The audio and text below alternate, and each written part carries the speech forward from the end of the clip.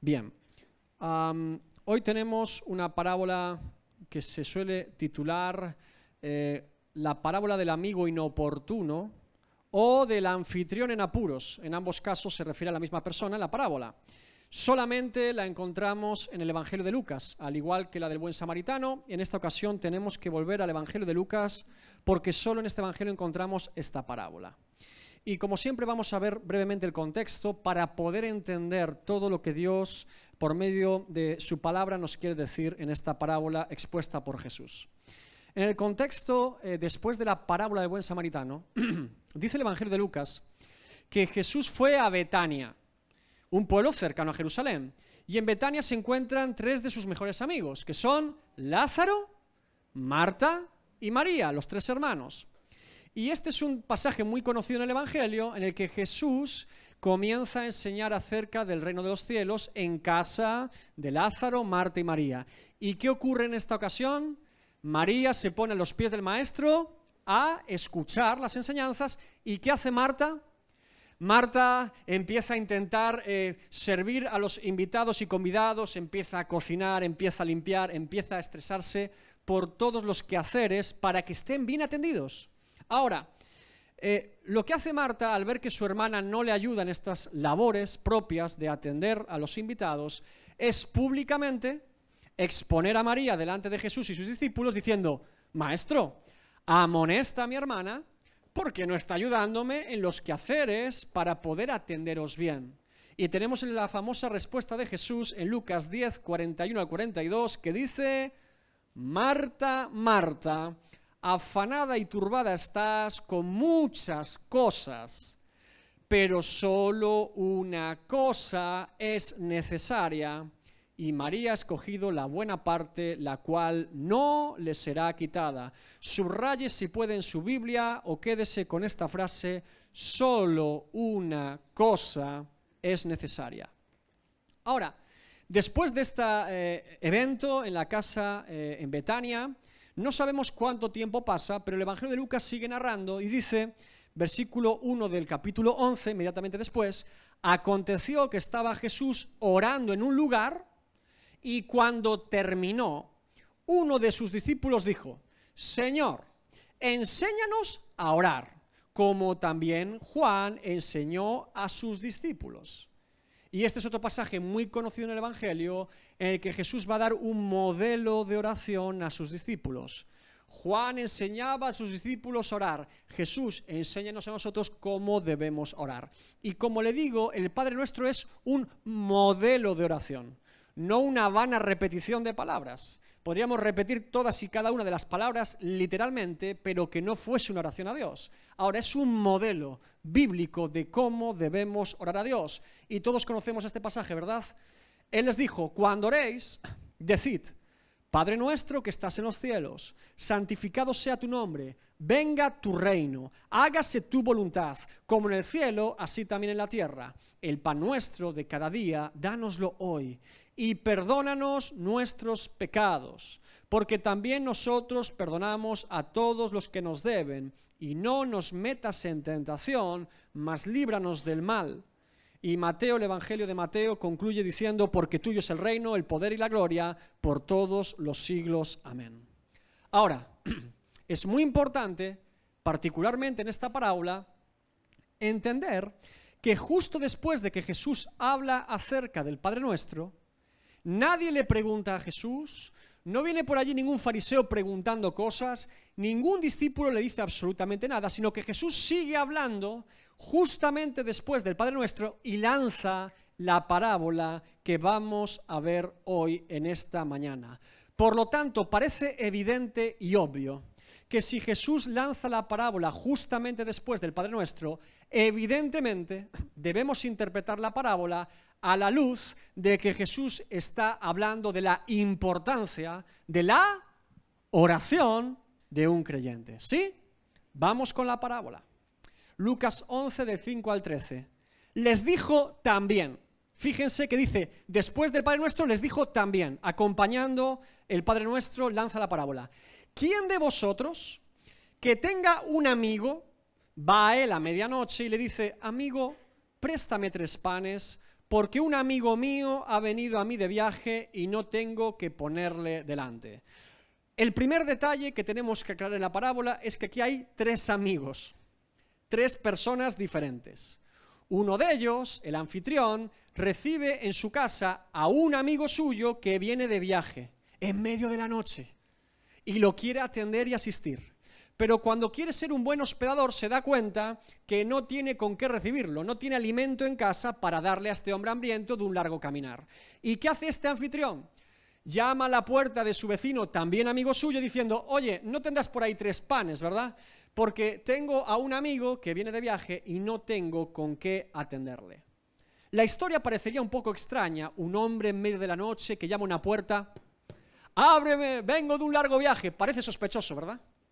Debemos entender que en este contexto era muy habitual que esto ocurriese. En la época en la que estamos hablando, en Palestina, casi siempre se viajaba largas distancias por la tarde y por la noche. ¿Por qué? Porque en el día en Palestina, caminar con ese calor tremendo era imposible. Por eso no era tan raro en la época que eventualmente algún amigo conocido llamara a nuestra puerta diciendo: oye, que vengo de caminar toda la tarde y toda la noche, necesito hospedarme. Así que no es una historia extraña para los discípulos ni tampoco para la gente de la época. Ahora, fíjense, verso 7, y aquel, el que está dentro de la casa y está siendo importunado por su amigo, respondiendo desde adentro, le dice: no me molestes, la puerta ya está cerrada y mis niños están conmigo en cama, ¿no puedo levantarme y dártelos? Es decir, Jesús da por hecho que no ocurrirá en ningún caso que, sucediendo esto, que un amigo a altas horas de la noche llame a su otro amigo diciendo que necesita 3 panes, aquel que está dormido en ningún caso pondrá como excusa: es que estoy dormido, es que mis hijos ya duermen, es que no te puedo atender. Y ahora Jesús argumenta por qué. Verso 8, os digo que aunque no se levante a dárselos por ser su amigo, sin embargo, por su importunidad, se levantará y le dará todo lo que necesite. Es decir, Jesús argumenta que no es por una cuestión de amistad, si lo está molestando, sino por su impertinencia e importunidad en medio de la noche llamar a su puerta. Por eso le responderá y le contestará. Y fíjense que dice que no solamente le dará los 3 panes, sino todo lo que quiera. No lo que quiera, lo que necesite. Todo lo que necesite, es una necesidad. Bien, ahora Jesús aplica la parábola y entendemos perfectamente que se refiere a la oración. Versos 9 en adelante, y yo os digo: pedid y se os dará, buscad y hallaréis, llamad y se os abrirá, porque todo aquel que pide recibe, y el que busca halla, y al que llama se le abrirá. ¿Qué padre de vosotros, si su hijo le pide pan, le dará una piedra? O si pescado, en lugar de pescado, le dará una serpiente. O si le pide un huevo, le dará un escorpión. Pues si vosotros, siendo malos, sabéis dar buenas dádivas a vuestros hijos, ¿cuánto más vuestro Padre Celestial dará el Espíritu Santo a los que se lo? Bien. Interpretación de la parábola. La historia parece sencilla de entender, ¿verdad? Quizá todos nos hayamos sentido reflejados en algún momento de algún amigo conocido que viene a importunarnos en el peor momento posible. Decimos: bueno, hay que resolver esto. Fíjense que los 3 amigos piden algo en la historia. Todos piden algo. El primero pide ser hospedado en medio de un viaje porque no tiene dónde quedarse. El segundo pide 3 panes a su amigo porque no tiene con qué atender al primero. Y el tercero pide dormir, pide estar tranquilo, pide que no lo molesten. Ahora, de los 3, el último, el que es importunado y es despertado en medio de la noche, sabe perfectamente que hasta que no atienda y le dé lo que necesita a su amigo, la ecuación no se va a resolver. Que hasta que él no acceda y dé la necesidad a esos panes y a su vez este hombre se los dé a su amigo que quiere atender y este hombre quede satisfecho, no se resuelve el problema. Ahora, parece evidente, como les digo, que esta parábola refleja la importancia de la oración en la vida del creyente. Y gracias a Dios que tenemos este contexto del Padre Nuestro, porque si no podríamos interpretar otras muchas cosas aquí.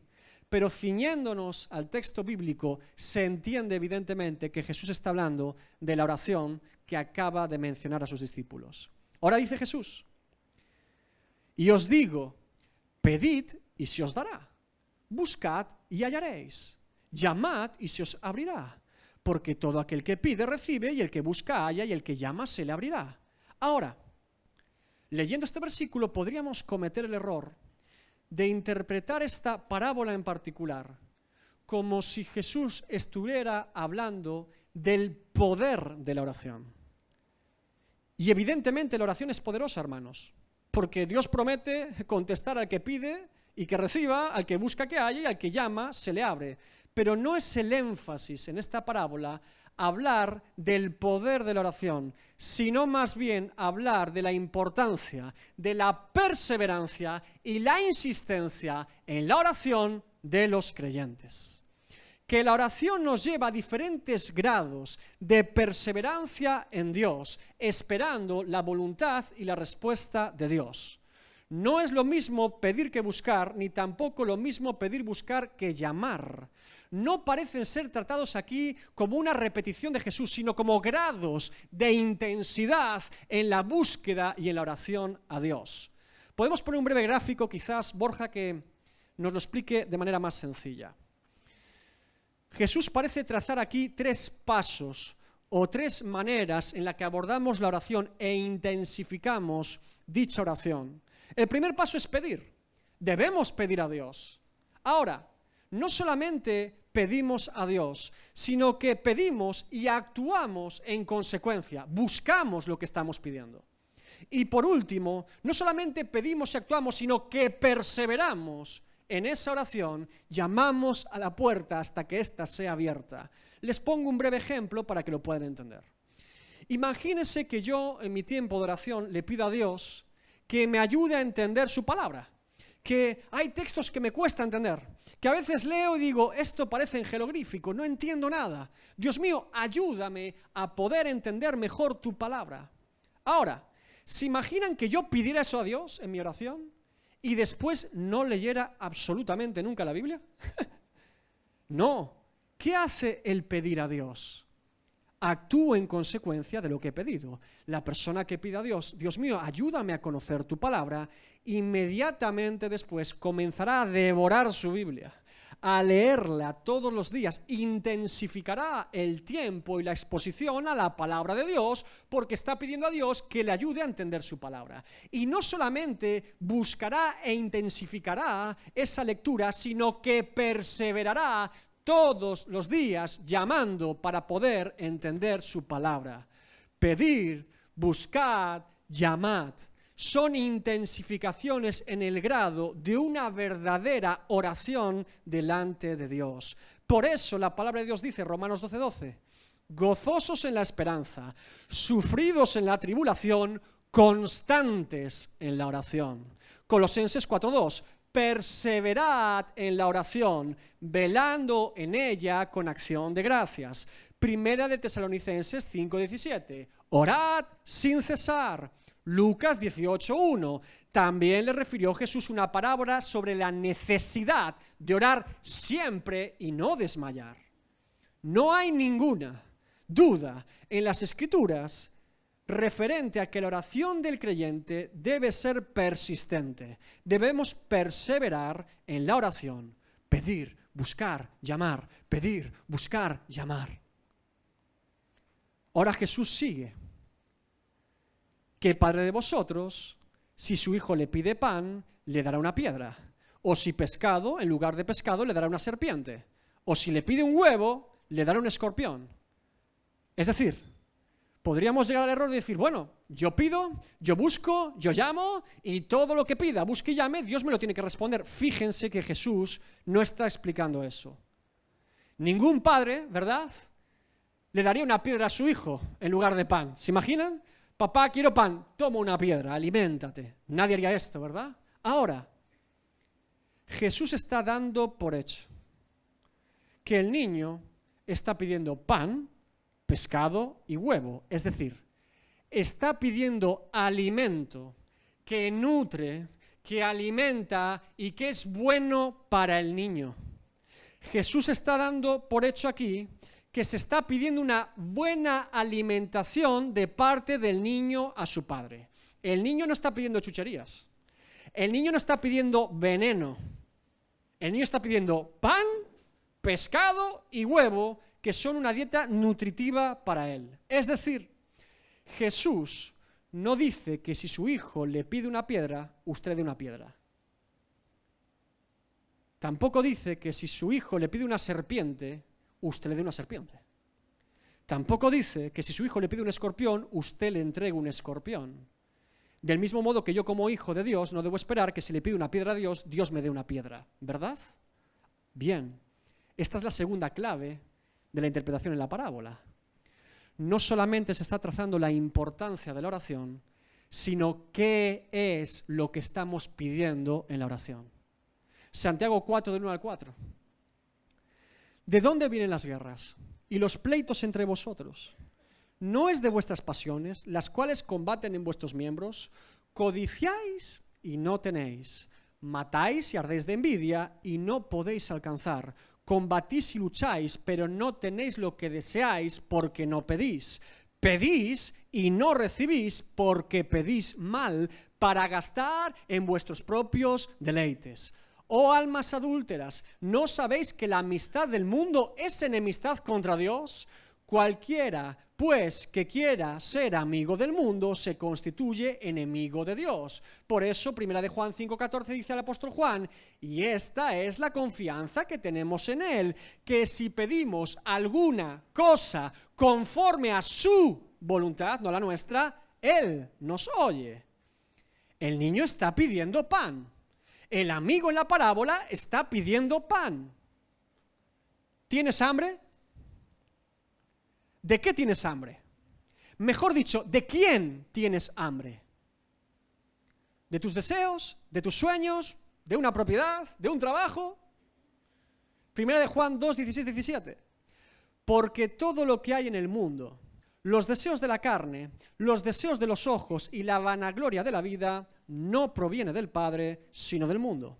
Y el mundo pasa, y sus deseos, pero el que hace la voluntad de Dios permanece para siempre.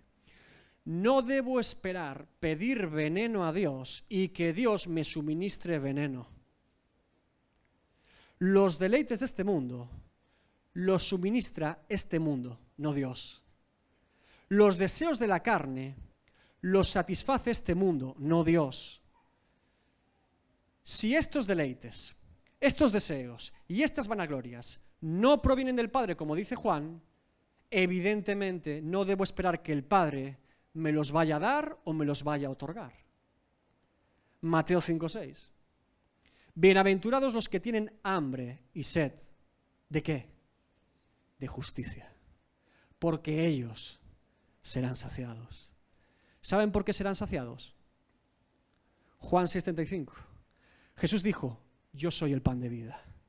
El que a mí viene nunca tendrá hambre, y el que en mí cree no tendrá sed jamás. El que tiene hambre de Cristo no quedará hambriento. El que tiene hambre del Espíritu Santo se saciará. El que tiene hambre de la palabra de Dios comerá pan del cielo. Isaías 55:2. ¿Por qué gastáis el dinero en lo que no es pan y vuestro trabajo en lo que no sacia? Oídme atentamente y comed del bien, y se deleitará vuestra alma con grosura. 1 Corintios 10, del 3 al 4. Y todos comieron el mismo alimento espiritual, y todos bebieron la misma bebida espiritual, porque bebían de la roca espiritual que los seguía, y la roca era Cristo. ¿De quién tienes hambre en esta mañana? Si tengo hambre de Cristo, voy a recibir pan del cielo. No puedo esperar de parte de Dios otro tipo de pan.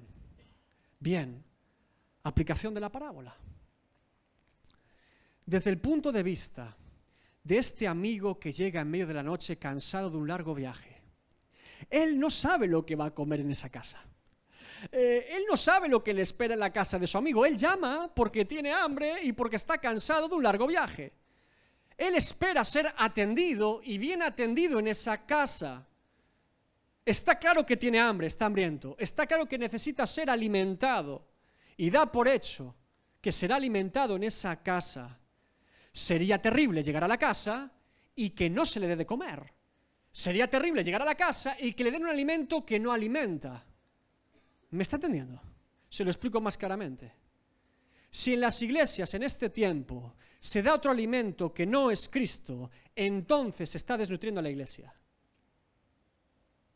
Si en las iglesias en este tiempo se da otro alimento que no sea Cristo, la gente sale hambrienta del lugar.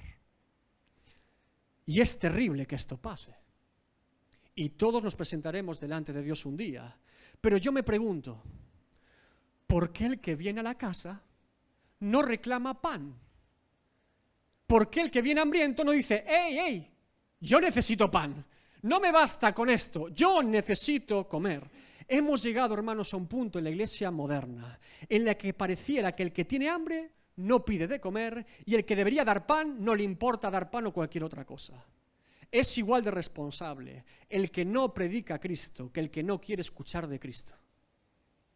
Repito, es igual de responsable el que no predica a Cristo que el que no quiere escuchar de Cristo. Salmo 34:10, temed a Jehová, vosotros sus santos, pues nada falta a los que le temen. Los leoncillos necesitan y tienen hambre, pero los que buscan a Dios no tendrán falta de ningún bien. ¿El bien para quién? ¿A qué bien se refiere? ¿El bien para Jehová o el bien para los santos? El bien para ambos, hermanos. El bien para los dos. ¿No se da cuenta?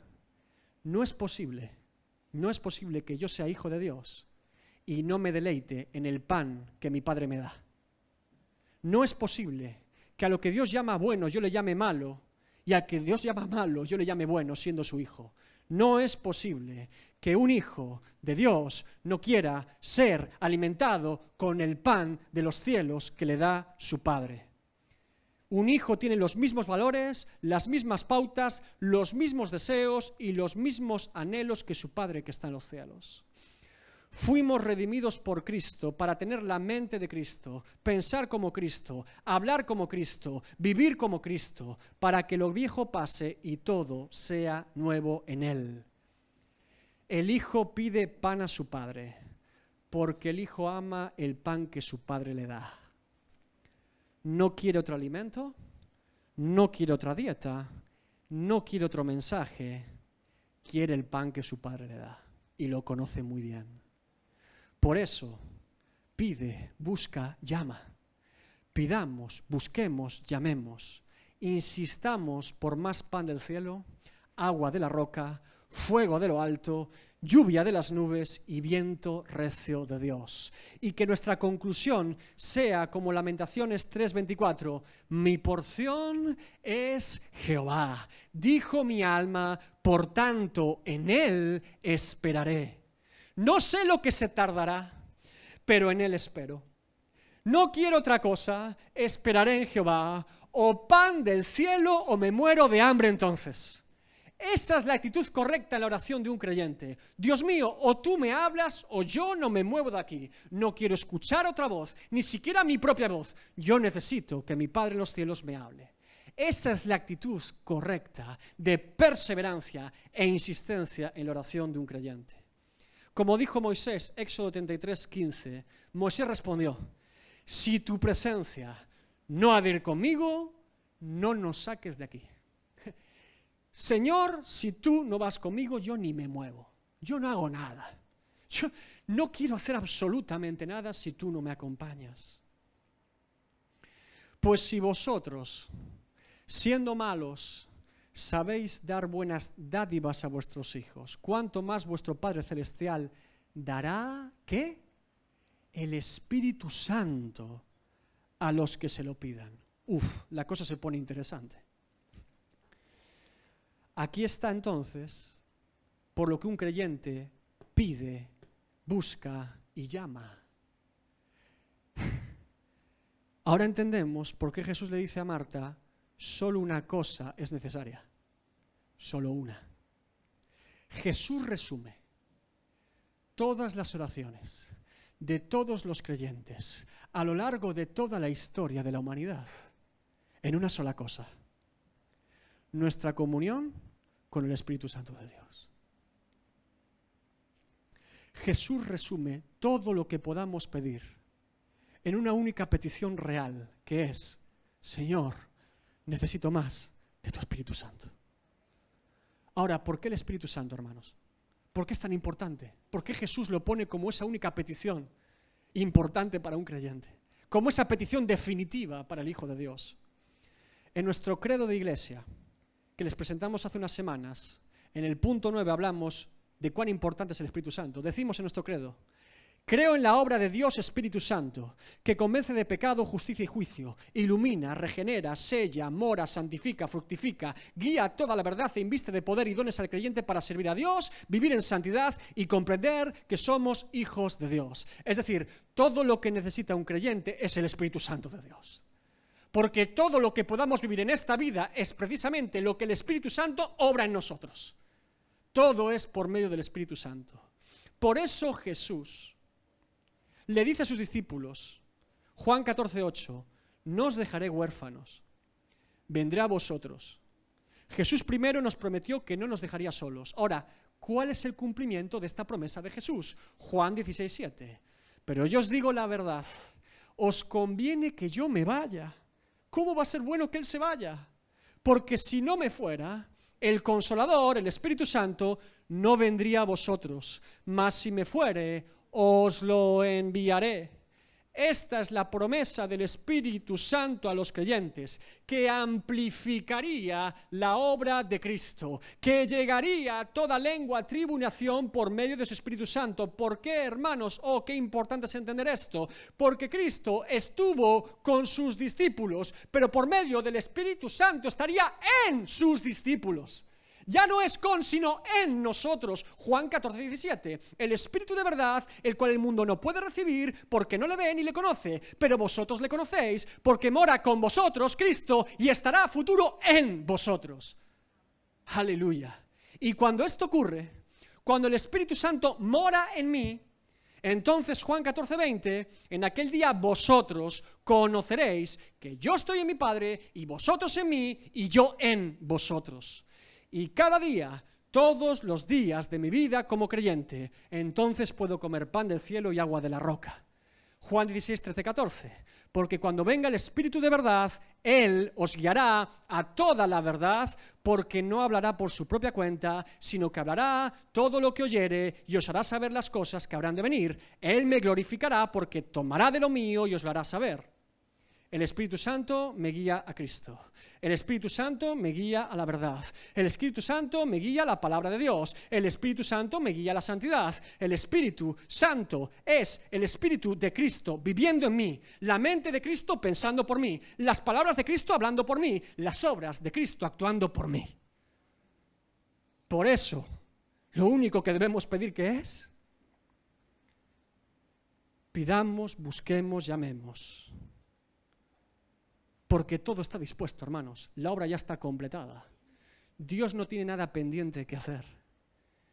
Yo debo pedir, buscar y llamar para que el Espíritu Santo obre en mi vida, me llene y me sature de su santidad. Todo está hecho y dispuesto para que los verdaderos creyentes podamos vivir para la gloria de Dios. Todo está hecho. Ahora, ahí está el problema, ¿no? Veo mucho hambre, pero poco lloro.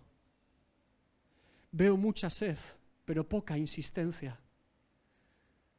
Podemos intentar saciarnos de los manjares de este mundo. Nunca le quitarán el hambre. Por eso, 3 advertencias o consejos pastorales en esta mañana y cierro el sermón. 3 consejos o advertencias. Primero, cuidado con la anorexia espiritual. Cuidado con la anorexia espiritual. Si tuviera que dar un diagnóstico a la iglesia en este tiempo a nivel general, el diagnóstico sería anorexia espiritual. La anorexia es esa enfermedad en la que una persona está desnutrida, famélica, muy, muy delgada, realmente en problemas graves de desnutrición, y sin embargo piensa que está bien. Todos lo ven mal, pero esa persona a sí misma se ve sana, en perfecto estado. Nunca se ha preguntado por qué en este tiempo de la iglesia moderna está lleno de mensajes motivacionales, animadores y coach cristianos, terapeutas cristianos y mensajes positivos. Nunca se ha preguntado por qué esto ocurre más que nunca hoy. Todo va bien. No pasa nada. No pasa nada. Eres un campeón. Eres un buen creyente. Eres un buen hijo de Dios. Aunque estés viviendo y practicando el pecado, aunque no tengas temor de Dios, aunque busques tu propia gloria y tus propios deseos en lugar de los de Dios, aunque ames más al mundo que a Dios, todo está bien, no pasa nada.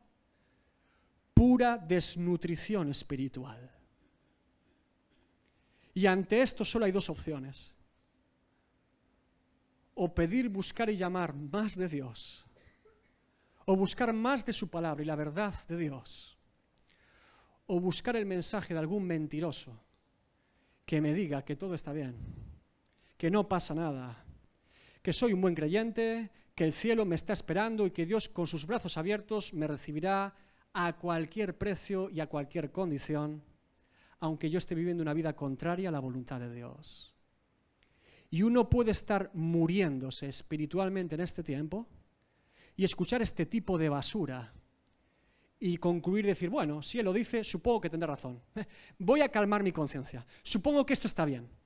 Mi vida es un desorden, hasta yo mismo me doy cuenta.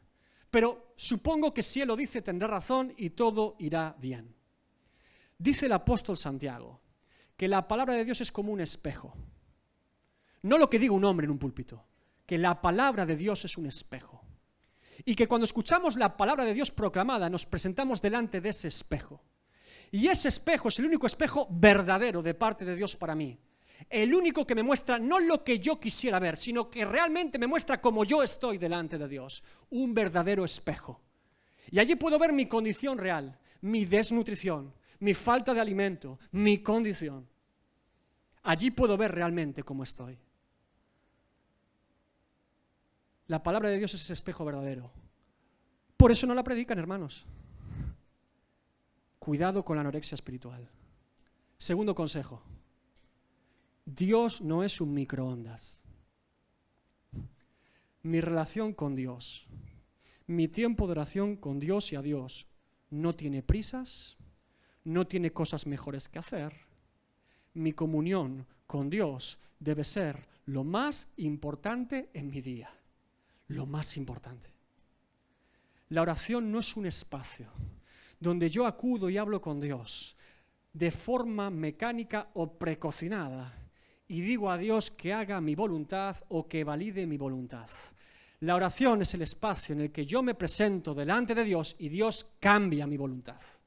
Repito, la oración no es el espacio donde yo le digo a Dios que debe hacer mi voluntad, sino que la oración, presentándome delante de Dios, Él me transforma y cambia mi voluntad para que yo acepte la suya. Algunos preguntan, ¿cuánto tiempo debo orar por un asunto, David? ¿Cuánto tiempo debo dedicar a una oración en particular? Yo le respondo, no termine su tiempo de oración a Dios hasta que salga de ese lugar con la convicción y la certeza y la afirmación que diga, Señor, hágase tu voluntad. Aunque tu voluntad sea matarme, hágase tu voluntad. Ese es el momento idóneo para salir de tu tiempo de oración. Hasta que no hayamos entendido eso, siga orando. Sigamos orando.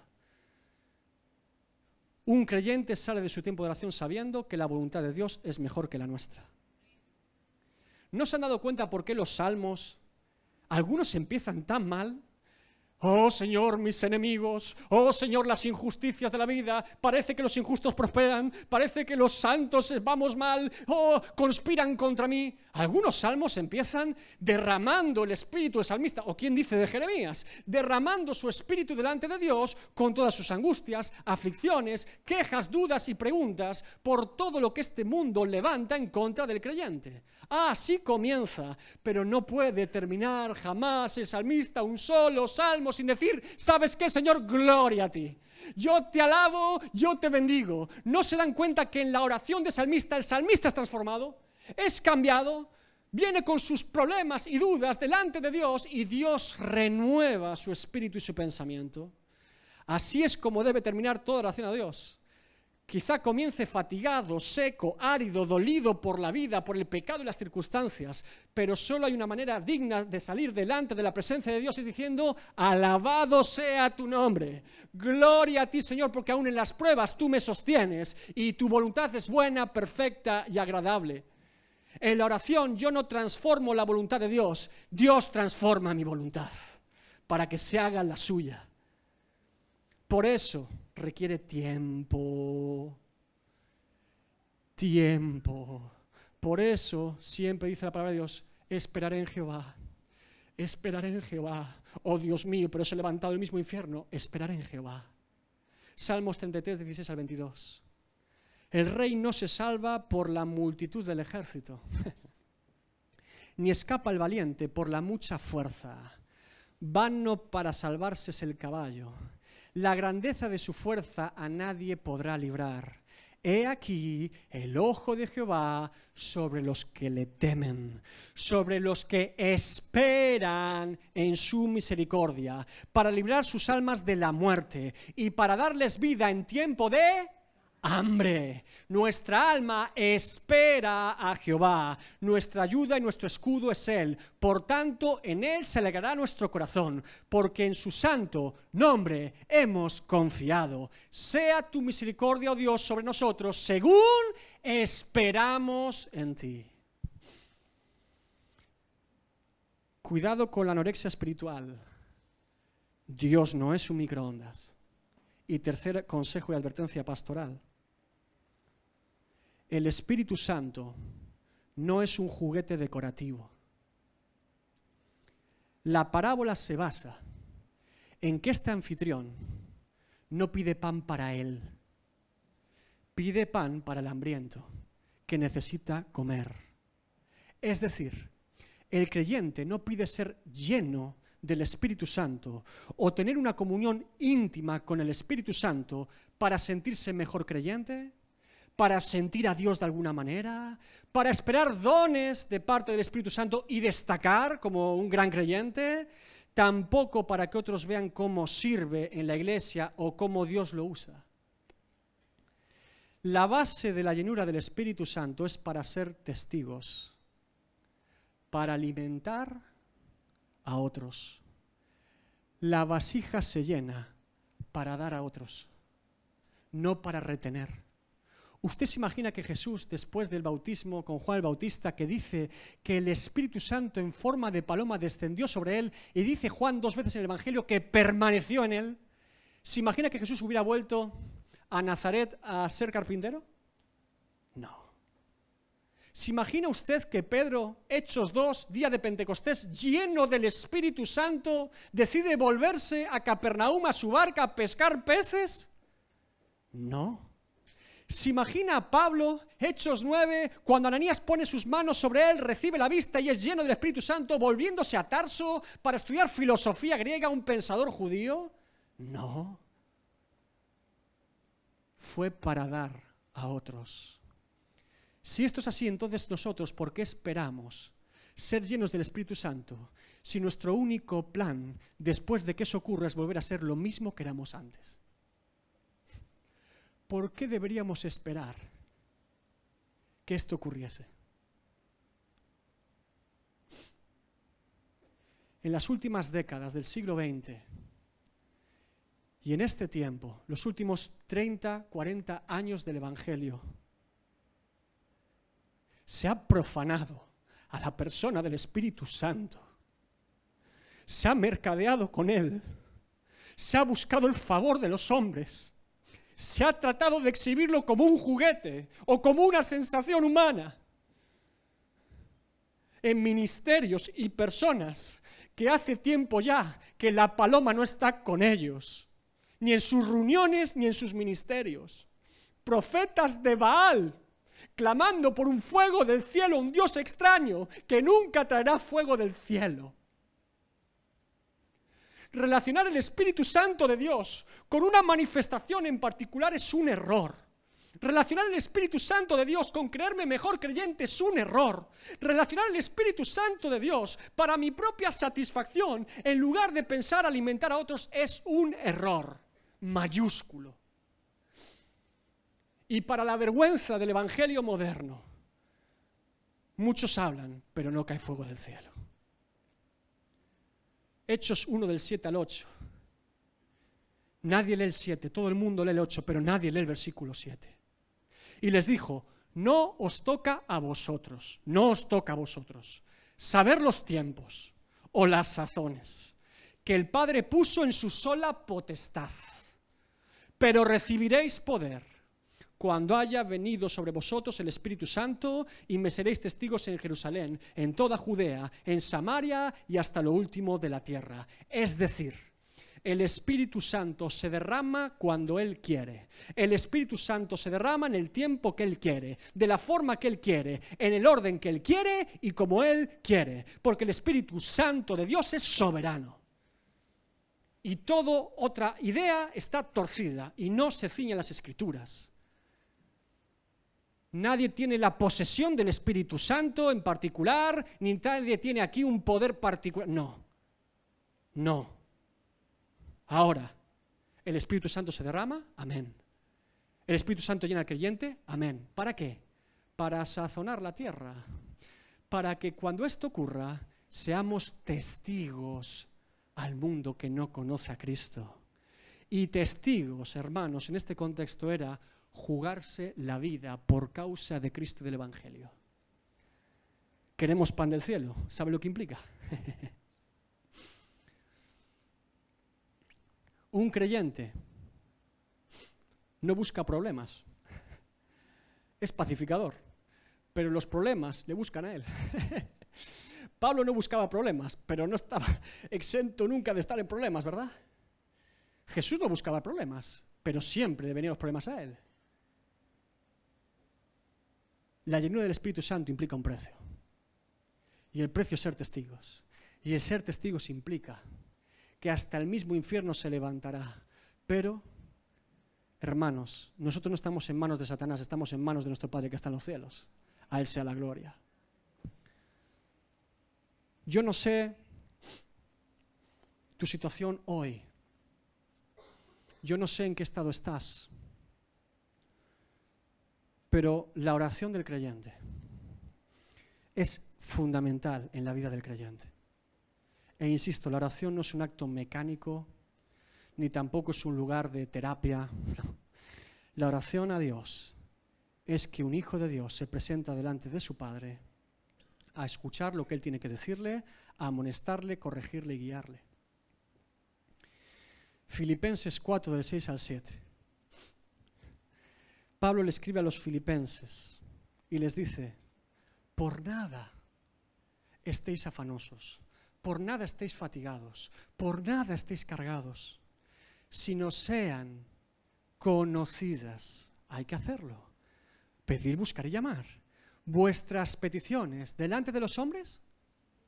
¿Delante de quién? De Dios. En toda oración y ruego con acción de gracias. Y la paz de Dios, que sobrepasa todo entendimiento, guardará vuestros corazones y vuestros pensamientos. ¡Oh! En Cristo Jesús. ¿Qué está diciendo el apóstol Pablo? Que muchas cosas se levantarán contra tu vida, hermano. Muchísimas. Y cuanto más busques de Dios, más. Y más duras. Y más injustas. Y cosas terribles que ni siquiera esperabas o advertías. Sí. Pero la única manera de tener guardado nuestro corazón y nuestra mente es perseverar en la oración e estar tan llenos de Cristo, que lo único que salga en nuestra mente y corazón sea Cristo. Cristo. En toda oración y ruego con acción de gracias. Y la paz de Dios, que sobrepasa todo entendimiento, que ni siquiera la gente dirá, pero ¿a este qué le pasa? ¿Cómo? Esto no se entiende. No, no se entiende. Pero eso que no se entiende, la paz de Dios, guardará nuestros corazones y nuestros pensamientos en Cristo Jesús. Jesús nos llama a orar, Jesús nos llama a buscar la presencia de Dios, Jesús nos llama a perseverar e insistir en la oración y recordar que en último término la ecuación siempre se resuelve de la misma manera. Espíritu Santo de Dios. Comunión con el Espíritu Santo de Dios. Si el Espíritu Santo no está en una iglesia, esto sería un circo. Si el Espíritu Santo de Dios se mueve en una iglesia, aleluya. Oh Dios mío, póngase de pie en esta mañana. Es curioso que en la Biblia se compara el Espíritu Santo con una paloma. Dicen los expertos que la diferencia entre una paloma y una tórtola, que muchas veces llamamos paloma lo que es una tórtola, es que la paloma es indomable. No se puede amaestrar. La tórtola sí. La tórtola la envías y hace caso. La paloma es indomable. Al Espíritu Santo de Dios no hace falta decirle lo que tiene que hacer. Sabe perfectamente lo que tiene que hacer. Al Espíritu Santo de Dios uno se rinde ante la santa presencia de Dios y clama por misericordia para que nunca se vaya. Nada más ni nada menos. El Espíritu Santo de Dios es libre. Su voluntad es perfecta, profunda. Y nadie se le ocurra usurpar su gloria. No comparte su gloria.